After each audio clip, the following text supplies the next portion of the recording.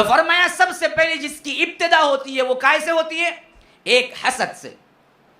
اور یہ ایسا گناہ ہے دنیا میں سب سے پہلا کوئی گناہ ہوا ہے تو وہ یہی ہے. شرک نہیں ہوا، شرک تو بعد میں ہوا، توحید پہ تھے لوگ. اور فرشتوں کے سب سے نکل کے شیطان بنا تو کون سا گناہ کیا؟ شرک کیا؟ وہ نہیں کیا، وہ تو توحید پہ تھا. اللہ تبارک و تعالی نے سجدہ کرنے کا حکم دیا تو اس کا مطلب یہ نہیں تھا کہ وہ اللہ کو نہیں سجدہ کر رہا تھا، اللہ کو تو کر رہا تھا.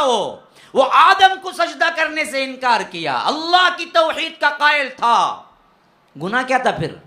حسد، جلن، کینہ، ایک دوسری کا بڑھتا ہوا دیکھ کے دل کے اندر برے خواہشات کا پیدا ہونا حسد کہلاتا ہے. یہی تھا سب سے پہلا گناہ جو ہوا ہے اس کائنات کے اندر، وہ حسد ہے. اور فرشتوں کی سب سے نکل کے شیطان بنا ہے شیطان، تو اس کا گناہ حسد تھا. وہ آدم کو دیکھ کے جلنے لگا، میرے بعد پیدا ہوا اور اللہ نے اسے خلیفہ بنا دیا، اسے پورا اختیار دے دیا، مجھے کچھ نہیں ملا. میں پہلے آیا تھا اور میں آگ سے پیدا ہوا ہوں، آگ اوپر جاتی ہے، اور یہ مٹی سے پیدا ہوا، مٹی نیچے جاتی ہے، تو یہ میرے سے حقیر ہے. اس کو اللہ نے بڑا بنا دیا، میں چھوٹا بن گیا. خلقتنی من نار وخلقتہ من طین، اللہ یہ کیسے ہو سکتا ہے؟ تو آدم پر حسد کیا. حسد کرنے سے وہ آدم سے نفرت کرنے لگا اور فرشتوں کے سب سے نکل کے شیطان بنا. پہلا گناہ. اور آج بھی ہماری بھائی چارگی ٹوٹنے کی وجوہات کیا ہے؟ خواہ وہ مردوں میں ہے خواہ وہ عورتوں میں ہو، حسد. اور یہ حسد ہے نا، اندھا ہوتا ہے. اچھی طرح سمجھ لیجیے، حسد کی وجہ کوئی نہیں ہوتی، اندھا ہوتا ہے، اندھا، کوئی وجہ نہیں ہوتی. مثلا دیکھو، کوئی آیا ہوگا تمہارے پڑوس میں، غریب آیا ہوگا، پھر اللہ نے اسے ترقی دے دی، بازو کا فلیٹ بھی خریدا، پھر بازو کا بھی خرید لیا، جو جتنے فلیٹ تھے خرید لیا، خود مالک بن بیٹھا، جو تم تھے اس کے کرایہ دار بن گئے ایک زمانے میں.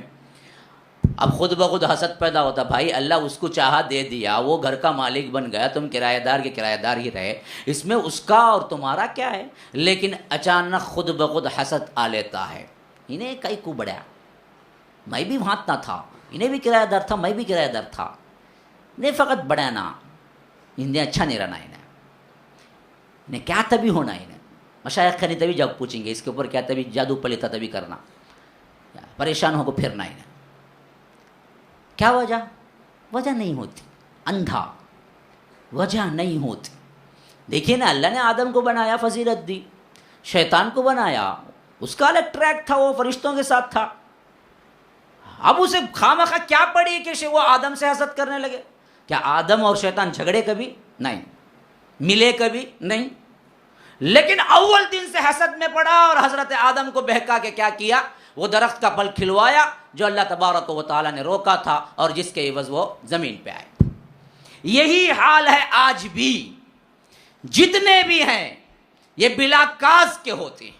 اسی لیے اللہ کے رسول نے فرمایا کہ ایاکم والحسد، لوگوں حسد سے بچو، حسد سے بچو، یہ بہت بڑا برا کام ہے. کیوں؟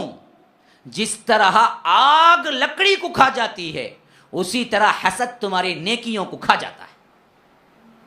ہاں، لکڑی رکھ کے آگ جلائیں تو لکڑی جل جائے گی نا، آگ کھا جاتی ہے نا لکڑی کو، ایسے ہی تمہاری نیکیوں کو حسد کھا جاتا ہے.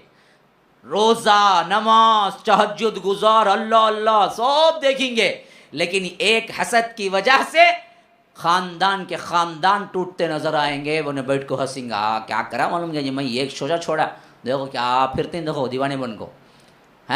حسد